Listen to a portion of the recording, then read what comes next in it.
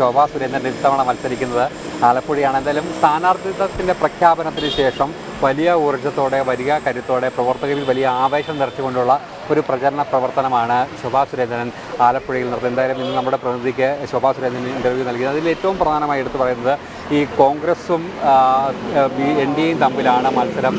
CPM മൂന്നാം സ്ഥാനത്തേക്ക് പോകുമെന്നുള്ള ഒരു വലിയ രാഷ്ട്രീയ ആരോപണം ആലപ്പുഴയുടെ മണി. നമുക്കറിയാം കഴിഞ്ഞ തവണ ഒരു തരി എന്നൊക്കെ പറഞ്ഞ് സോഷ്യൽ മീഡിയയിലൊക്കെ തന്നെ ട്രോള് ഉണ്ടാക്കിയത്. എന്തായാലും AM ആരിഫാണ് അവിടുത്തെ ഇടതുമുന്നണി സ്ഥാനാർത്ഥി. എന്തായാലും അത് സംബന്ധിച്ചൊരു വലിയ രാഷ്ട്രീയ ആരോപണം ശോഭാ സുരേന്ദ്രൻ ഉന്നയിക്കുന്നുണ്ടായിരുന്നു.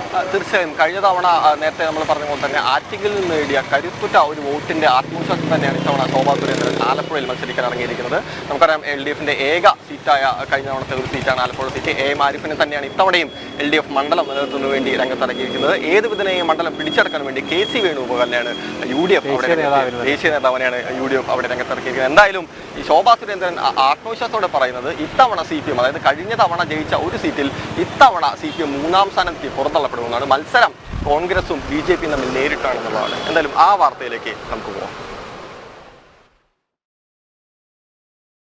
ആലപ്പുഴ പാർലമെന്റ് മണ്ഡലത്തെ സംബന്ധിച്ച് BJP എത്ര വോട്ടിന്റെ ഭൂരിപക്ഷത്തിന് ജയിക്കും എന്നുള്ളത് പെട്ടി തുറക്കുമ്പോൾ പിണറായി വിജയൻ എന്ന് പറയുന്ന കേരളത്തിന്റെ അഴിമതിക്കാർക്ക് വേണ്ടി മാത്രം നിലകൊള്ളുന്ന മുഖ്യമന്ത്രിക്കും മുഖ്യമന്ത്രിയുടെ പാർട്ടിക്കും മനസ്സിലാകും. അതിൽ മുഖ്യമന്ത്രിയുടെ പാർട്ടിയുടെ 10% വരുന്ന വോട്ടുകളാണ് ആറ്റിങ്ങൽ പാർലമെന്റ് മണ്ഡലത്തിൽ എനിക്കും എൻ്റെ സഹപ്രവർത്തകർക്കും ഭാരതീയ ജനതാ പാർട്ടി NDAയുടെ പെട്ടിയിൽ വന്നതെങ്കിൽ ഇവിടെ അതിനേക്കാൾ കൂടുതൽ തരംഗമാണ് ആലപ്പുഴ പാർലമെന്റ് മണ്ഡലത്തിനകത്തുള്ളത്.